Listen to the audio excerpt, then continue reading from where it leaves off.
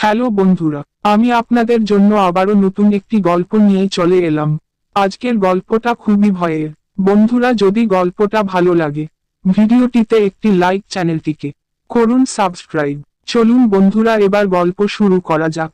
আজকের গল্পের নাম আমতার কালী মন্দির। চলুন গল্প শুরু করা যাক। গল্প: আমতার কালী মন্দিরের চারপাশে একটি অন্ধকারাচ্ছন্ন রহস্য ঘিরে রয়েছে। এই রহস্যের পিছনে রয়েছে এক ভয়ঙ্কর ইতিহাস, যা কয়েক দশক ধরে স্থানীয় লোকেরা একাধিক প্রজন্ম ধরে বলাবলি করছে।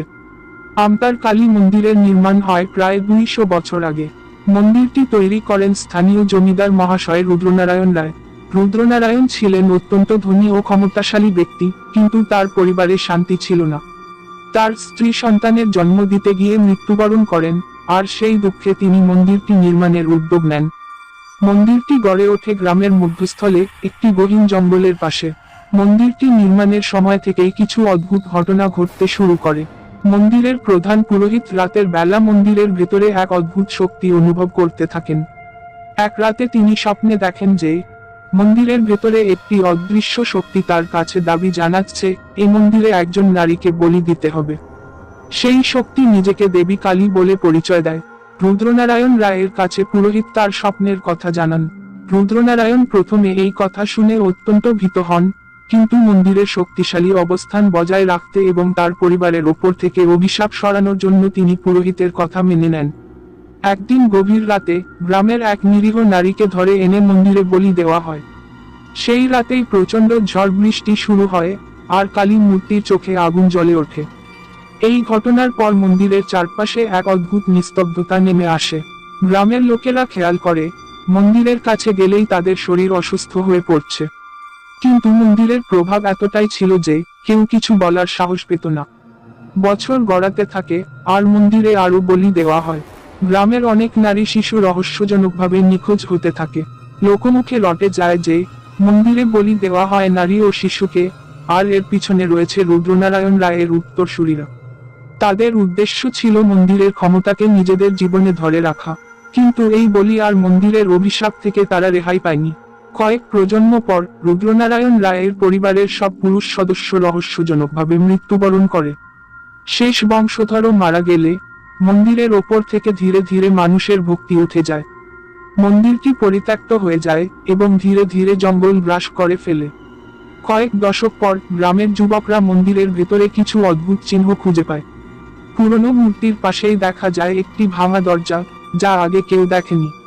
তারা দরজাটি খুলে ভেতরে প্রবেশ করে, আর পায় একটি অন্ধকারাচ্ছন্ন কক্ষ, যেখানে ছড়িয়ে আছে মানুষের হাড়। তারা বুঝতে পারে যে এখানে বহু বছর ধরে বলি দেওয়া হয়েছে। কিন্তু সবচেয়ে ভয়ের বিষয় ছিল কক্ষের মধ্যস্থলে রাখা একটি পূজার সামগ্রী, যেখানে আজও রক্তের দাগ স্পষ্ট দেখা যায়। তারা সিদ্ধান্ত নেয় এই রহস্য উদ্ঘাটন করতে হবে। কিন্তু সেই রাতেই এক যুবক নিখোঁজ হয়ে যায়। পরদিন সকালে তার মৃতদেহ পাওয়া যায় মন্দিরের ভেতরে, তার মুখে একটি ভীতিকর হাসি। আমতার কালী মন্দির আজও গ্রামে একটি অমঙ্গলময় ছায়া ফেলেছে। যদিও মন্দিরটি এখন প্রায় ধ্বংসস্তূপে পরিণত হয়েছে, তবুও রাতে কেউ ওখানে যেতে সাহস পায় না। লোকমুখে শোনা যায় এখনো রাতে মন্দিরের ভেতর থেকে চাপা গলার কান্না শোনা যায়, আর দেখা যায় একটি কালো ছায়া, যা মন্দিরের চারপাশে ঘোরাফেরা করে। কয়েক বছর আগে একদল শহরের ছেলে মন্দিরের রহস্য উদ্ঘাটনের জন্য সেখানে রাত কাটানোর সিদ্ধান্ত নেয়। তারা ক্যামেরা, টর্চলাইট নিয়ে মন্দিরের ভেতরে যায়। প্রথম কিছুক্ষণ কিছুই অস্বাভাবিক মনে হয়নি, কিন্তু মধ্যরাতে হঠাৎ করেই তাদের ক্যামেরা অস্বাভাবিক শব্দ করতে থাকে। টর্চলাইট বন্ধ হয়ে যায়, আর মন্দিরের ভেতরে প্রবল শীতলতা নেমে আসে। তারা বুঝতে পারে কিছু একটা ঠিক নেই।